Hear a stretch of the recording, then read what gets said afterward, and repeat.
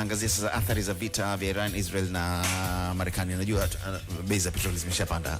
Tumemsikia jana bei mkubwa akizungumza, na EURA pia wametangaza bei na sasa hivi Senate wameshapiga kura kumpa nguvu zaidi Donald Trump Marekani. Kwa hiyo hii kitu inaonekana kama itakuwepo kwa muda.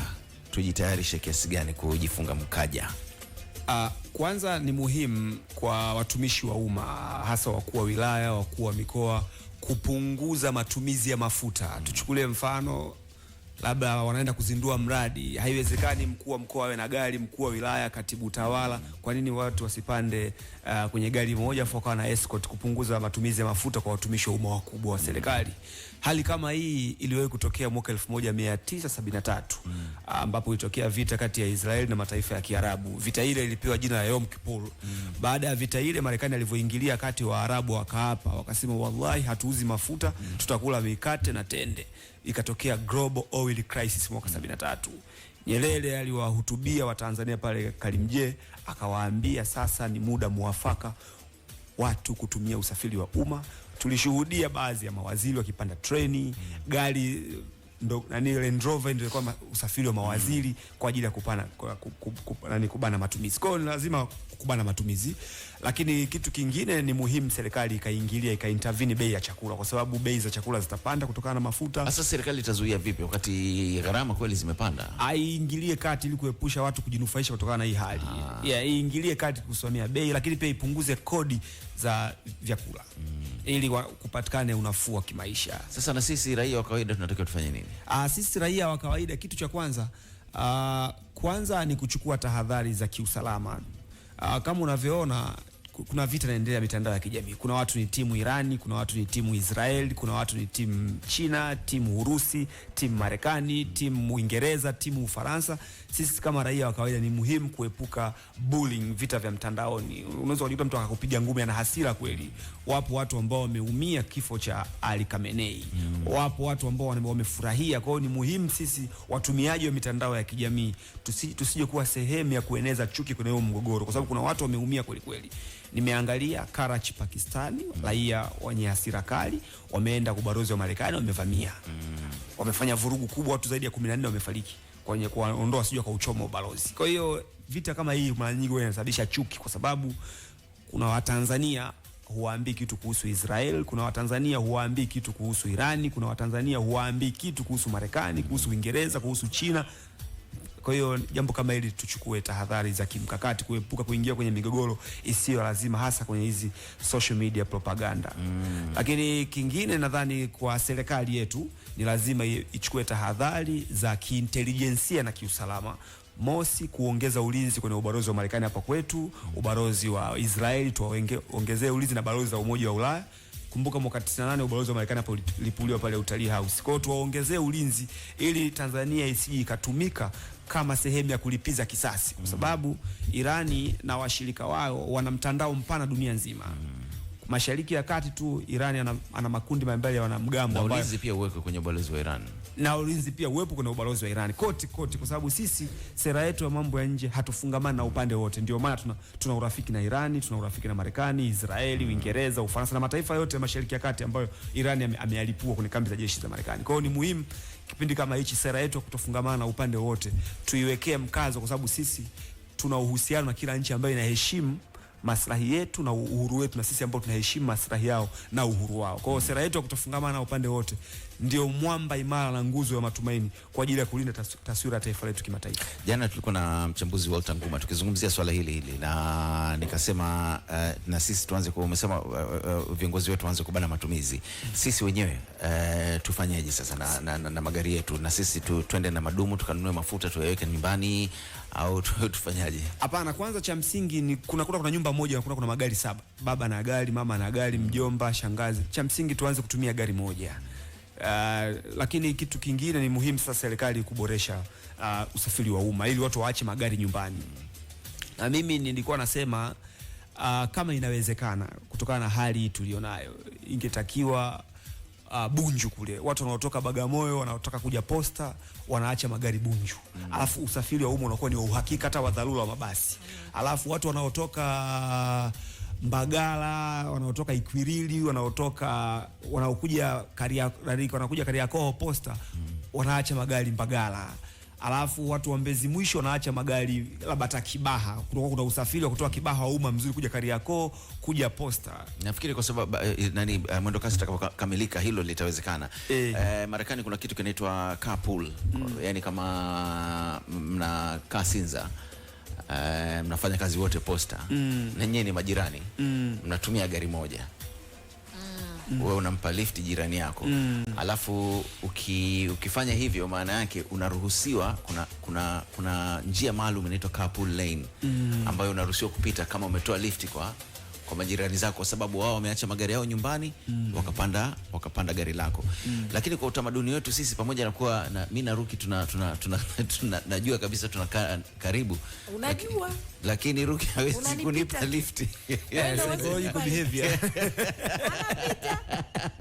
Psychological behavior. Sasa tumefika, nashuka na bajaji getini napiga honi. Unaona, tumefika mahali ambapo tunaweza kuanza kutafakari hilo, kwa sababu kama hii vita Trump amesema wiki 4 wiki 5 kama meli hazipiti kwenye mlango bahari wa Hormuz ambao umefungwa, itakuwa kimbembe. Hata vitu vifaa vya ujenzi, vitu vyote vinavyoagizwa kutoka nje, hali itakuwa mbaya. Na operation hii imeenda vibaya jinsi Trump na Israel walivyokuwa wamepanga. Wenyewe walijua tu wakitumia ile decapitation strike. Decapitation strike, wanajua majasusi na wanajeshi kwamba kabla ya vita kuanza, mnaanza kwanza kuwaua viongozi wakubwa ili kushusha morali ya kushambulia na kujilinda. Lakini ile decapitation strike waliofanya kumua Khamenei na wale maafisa wa juu, operation haijaenda kama walivyotaka. Kwa nini haijafanya kazi? Manake Trump alisema anataka watu waingie mtaani. Watu wameingia mtaani, lakini sio watu aliowataka wao. Wameingia mtaani kuunga mkono serikali ya Iran. Trump na Netanyahu waliamini kwamba wakishamuua Khamenei na wale viongozi wa juu walikuwa kwenye mkutano, tayari watu wataingia barabarani wengi kutaka serikali mpya. Lakini sasa itikadi imebadilika ghafla. Limekuwa ni swala la kiimani pia. Kifo cha Khamenei kimewafanya watu kupata huruma. Yaani imekuwa ni kama kama mtu aliyejitoa kwa ajili ya nchi. Netanyahu na Trump kweli hawakuwa na intelligence hiyo, kwamba wakisema kwamba wakimuua Khamenei inaweza ikabadilisha upepo. Sasa sijajua, hesabu tu zilikuwa zimekaa vibaya. Kwa sababu pia ukumbuka kwamba kwenye makubaliano ya Muscat Oman na yale ya Geneva, yule waziri wa mambo ya nje Abbas Araghchi wa Irani alikuwa amesema kwamba tuko kwenye hatua nzuri ya kuweza kumaliza vita. Baadaye Benjamin Netanyahu akafanya ziara Marekani, akaonana na Trump na yule Peter Hegseth, waziri wa ulinzi, wakina Mark Rubio, Jared Kushner, Steve Charles Witkoff. Kwa mujibu wa Washington Post Alhamisi iliyopita, gazeti lao linasema kwamba ni Saudi Arabia, mwana mfalme Mohammed bin Salman na Benjamin Netanyahu ndio waliomlobu Trump kwamba aishambulie Iran, kwamba isije ikawa na nguvu, kinyume na process ya Muscat pamoja na Geneva kutafuta suluhu. Kwa hiyo ni kwamba kuna watu nyuma wamemrobu Trump, wameingiza Marekani kwenye hii operation ya kushambulia badala ya kukaa mezani, na maana kufeli kwa diplomasia. Wanasema the diplomacy was robbed by the tyranny. Sasa mimi kitu ambacho kinanipa mashaka sana ni kwamba tunaona Iran anarusha makombora yanakwenda Qatar, yanakwenda Saudi Arabia, yanakwenda Bahrain, Cyprus, maeneo mengi. Unaona uhusiano, kwa sababu hao ni majirani. Si ana target palipo base. Lakini pamoja na hilo, lakini na maana anashambulia majirani zake. Marekani yuko mbali. Marekani siku vita ikiisha akaondoka, hawa wataweza kuzungumza. Hapo anasema hivi na hapa sasa na nukuu hotuba ya mwisho wa Ayatollah Khamenei, anasema tumezungukwa na wanafiki walioamua kumsujudia Myahudi na Marekani. Sijui kama umenielewa. Kwa hiyo anaamini kwamba kambi za jeshi za Marekani zilizoko Mashariki ya Kati ndizo zinazotumika kuihujumu Irani. Kwa ili Irani aweze kufikia matakwa yake ya kiintelijensia na kisiasa, ni kwanza ni lazima ajaribu kuondoa vikwazo vilivyoko karibu yake. Vikwazo vyenyewe ni kuwepo wa kambi mbalimbali za kijeshi za Marekani, Israeli, Uingereza na Ufaransa eneo la Mashariki ya Kati. Hiyo ndo kwa mujibu wa Irani. Lakini hali kama hiyo alishawahi kuifanya Urusi.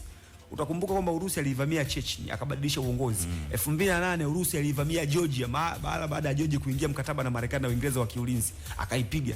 2014 Urusi alivamia Ukraine akachukua Crimea. Urusi pia hataki Marekani asogeze pua na wale NATO karibu na mpaka wa Bahari Nyeusi na maeneo yake. The same kwamba Iran anaamini kwamba uwepo wa kambi mbalimbali za jeshi za Marekani na Uingereza na Ufaransa kwenye nchi za Kiarabu ni hatari kwa usalama wake. Ndio maana tangu mwaka 90 Iran imepoteza zaidi ya viongozi 100 wa jeshini, wa intelijensia na mawaziri. Kwa sababu gani? Zile kambi za jeshi za Marekani zilizoko Mashariki ya Kati zimekuwa zikitumika kuifanyia ujasusi Iran. Mimi nchi kama Qatar ilizozana pia na nchi za kimagharibi miaka kadhaa iliyopita na ikawekewa vikwazo na mtu ambaye alikwenda kuisaidia alikuwa ni Iran 2017. Sasa leo Qatar bila shaka kaona huyu ndo ndugu yangu, lakini sasa leo Iran ndo anavurumisha makombora kwenda Qatar, na maana wasiwasi kwamba wataweza kuangaliana machoni baada ya vita kumalizika. Hali itakuwa mbaya sana uhusiano kati ya Iran na mataifa ya Kiarabu.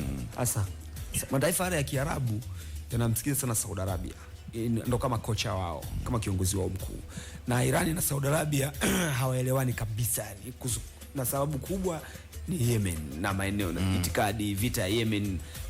Iran anaunga mkono wa Houthi, Saudi Arabia anataka uongozi urudi ule uliokuwepo zamani ambao umetolewa. Kwa masuala kama hayo, baada ya vita hali itakuwa mbaya sana, na kwa sababu Iran hana makombora ya masafa ya kutupa Washington. Kwa hiyo makombora yake ni ya urefu wa kilomita 300, 400, 500. Kwa hiyo sasa hana uwezo wa kurusha mpaka Washington. Kwa hiyo anawagusa washirika wa Marekani ili wamfukuze Marekani, na wale washirika wa Marekani hawawezi kumfukuza Marekani, na wale washirika wa Marekani hawataki Iran awe na nguvu kwa sababu atawasumbua baadaye. Lakini Iran anavyoendelea kurusha haya makombora kwa hawa mataifa washirika ambao ni majirani wa Iran, wenyewe wanaweza kumshauri Marekani kumwambia bana, sisi tumechoka na kuzuia haya makombora yanayokuja kila siku. Ni kweli pia, na wenyewe pia wameomba ulinzi wa Marekani kwamba huyo amalizwe kabisa Iran. Kitu ambacho watu wasiojua kuhusu Iran uwezo wake wa kujilinda ni mdogo, ila ana uwezo wa kushambulia. Yani nguvu ya Irani kujilinda dhidi ya makombora yanayokuja hawezi, ila yeye ana uwezo wa kushambulia. Kwa Wairani watapata madhara, ila na majirani wa marafiki wa Marekani walioko Mashariki ya Kati wenyewe watapata madhara zaidi. Kwa kutizama nini hasa sababu ya kwenda Iran? Kwa sababu ukimsikiliza Trump, ukimsikiliza Netanyahu, hakuna jibu la moja kwa moja. Kunasema kunataka kubadilisha uongozi, kuna Iran ilitaka kuishambulia Marekani, Iran ilitaka kumuua Trump. Yani hakuna jibu linalotoka moja kwa moja Marekani kuhusiana na sababu hasa ya hii vita. Ukisoma gazeti la AFP mwezi Februari liliripoti mambo matatu. Moja kati ya mambo ambayo liliripoti ilikuwa ni kitu cha ajabu sana, conspiracy. Kwamba sakata la Epstein.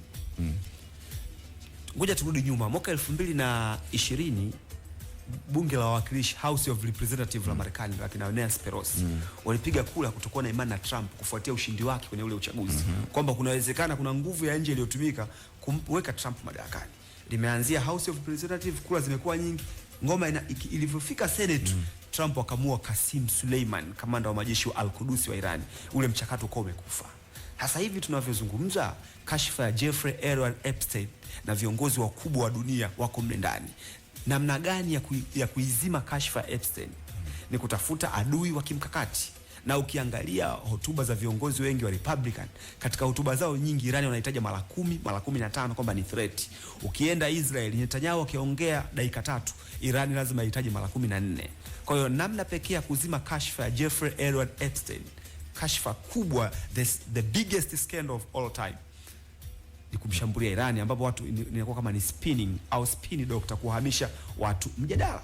Lakini swala la kwanza la kuzima ghafla kashfa Epstein. Swala la pili ni mafuta ya Irani. Marekani kwenye Pentagon wanaamini kwamba Marekani hawana shida na mafuta, ila ni marufuku mafuta ya Irani kuinufaisha nchi ambayo ni hasimu wa Marekani. Yani mafuta ya Irani hayapaswi kuangukia mikononi mwa mahasimu wa Marekani ambao labda ni China na Urusi. Na China na Iran walikwishaingia mkataba baada ya Iran kuwekewa vikwazo. China kama anajichukulia mafuta kwa bei nafuu, mkataba wa Petro Yuan. The same issue imetokea Venezuela, kwamba sisi Marekani hatuna shida na mafuta, lakini hairuhusiwi mafuta ya Venezuela kwenda kumnufaisha adui yetu. Ni vyema China anunue kutoka kwetu, sisi ndio tutampangia kiasi cha kununua. Lakini sababu ya tatu ni masuala ya urutubishaji wa uranium. Hiyo ndio sababu kubwa.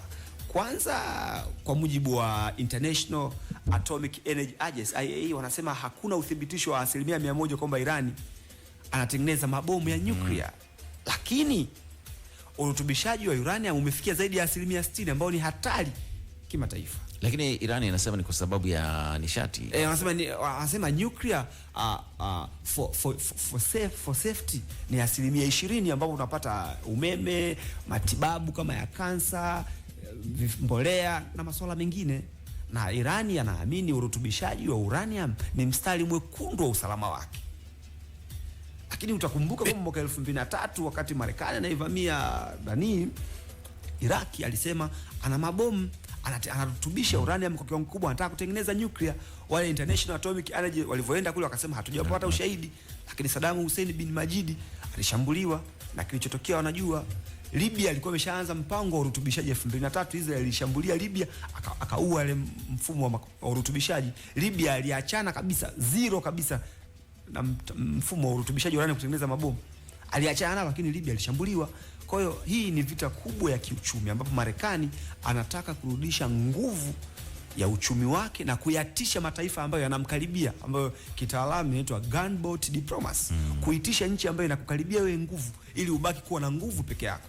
Na sasa hivi dunia nzima hakuna nchi inayotaka kuingia mgogoro na Marekani moja kwa moja, kwa sababu inajua ni hatari. Hivi nani anaishambulia Iran? Ni Israel au ni Marekani? Joint operation. Nani anaongoza operation hiyo? Marekani ndo anaongoza na Israel wanafuata. Wote kwa pamoja. Maana kumekuwa na majibu Ramabi. Mimi nafsi yangu nilikuwa natamani kumuuliza, kuna swali moja na sehemu tatu, kwa maana kinachoonekana wengine wanajiuliza labda kama amekwisha vaa dhana yenyewe, watu wanajiuliza Ayatollah ambaye ni mfisho mwenda zake ameuawa. Wengi wanajiuliza kwa nini ameuawa yeye na isiwe rais wa nchi ile, ingawa yeye alipata kwa rais pia, na yeye ni kiongozi kama mfano alivyokuwa hayati Mwalimu Nyerere, kwa maana kama baba lile taifa, ingawa swala la imani liliingia. Lakini kitu kingine ambacho kipo, wako wanaozungumza kwamba kinachofanywa na Marekani ni kama shinikizo kutoka kwa Israeli, na zaidi ni swala la maslahi, kwanza kuitanua ukingo wa Gaza, lakini hekalu lile linazungumzwa pale, ule msikiti, ile sehemu takatifu, na namna nyingine ile ya kuwafanya kwamba Waisraeli wao wanatamba na asiwepo mtu yote tishio katika masuala ya siasa au kujihami au urutubishaji au tuseme nguvu za kijeshi. Anaelezeaje hapo? Wengine wanajua kwamba leo wao ni rais, kumbe si rais, na rais yupe. Kwa nini awe yeye? Tangu mwaka 1979 baada ya mapinduzi ya Kiislamu au mapinduzi ya Kishia yalioondoa utawala wa Pahlavi Mohammad Reza, ni kwamba rais wa Irani hana nguvu yoyote. Nguvu ya maamuzi ya kisiasa, kiuchumi na kidini nchini Irani yanatoka kwa Ayatollah. Ayatollah ni kiongozi wa juu wa kiimani kwa mujibu wa itikadi za Kishia. Kwa hiyo wanaona kwamba kuna nadharia moja ipo kwenye Biblia, anasema strike the shepherd and the sheep will scatter. Muue mchunga kondoo na kondoo watatawanyika. Wanaona kwamba rais wa Irani Bwana Masoud Pezeshkian hana nguvu na hawajawahi kuwa na nguvu. Yeye mwenyewe anapokea maelekezo kwa unyenyekevu na utii mkubwa kutoka kwa Ayatollah. Kwa hiyo nguvu ya Irani ipo kwa kiongozi wao wa kiroho na wa kidini Ayatollah. Kwa hiyo kumuua Ayatollah inakuwa ni ushindi mkubwa wa kimkakati kuidhoofisha itikadi ya Irani na morali ya kijeshi. Ndicho kinachofanyika. Kwa hiyo kiongozi wa rais wa Irani hana nguvu wala mamlaka yoyote. Yeye ni mtu mdogo sana. Nguvu na mamlaka zimeshikiliwa kwa Ayatollah. Na ndio maana Marekani, Saudi Arabia na nchi za Kiislamu za Kiarabu zinasema Irani amechakachua Uislamu, mfumo ule sio mzuri. Cheo cha Ayatollah kwamba ni ishara kutoka kwa Mungu, ni vitu ambavyo hawavikubali hata kidogo. Kwa hiyo ndio maana Marekani na mataifa ya Kiarabu yanataka mfumo wa Ayatollah ufe katika taifa la Irani, ibaki kuwa kuna rais, waziri mkuu, bunge na mahakama, ili Irani irejee katika misingi ya kidemokrasia kuliko kuishi kwa kutegemea ndoto na itikadi za kiongozi wa kiroho. Demokrasia ya kimagharibi. Nani anaendesha sasa Iran sasa hivi? Irani inaendeshwa na watu watatu. kuna Alif Alieza, kuna mtoto wa Ayatollah Muktaba, alafu kuna waziri wa mambo ya nje Abbas Araghchi, kuna rais wa Irani na kamati ya ulinzi na usalama ya Irani, mpaka pale jumuiya ya wanazuoni wa Kiislamu wa Kishia itakapomthibitisha Ayatollah mpya ambaye atachukua nguvu ya kiroho, kisiasa na kiitikadi kuifanya Irani isonge mbele. Tupo mwaka wa mbele. Imewashika.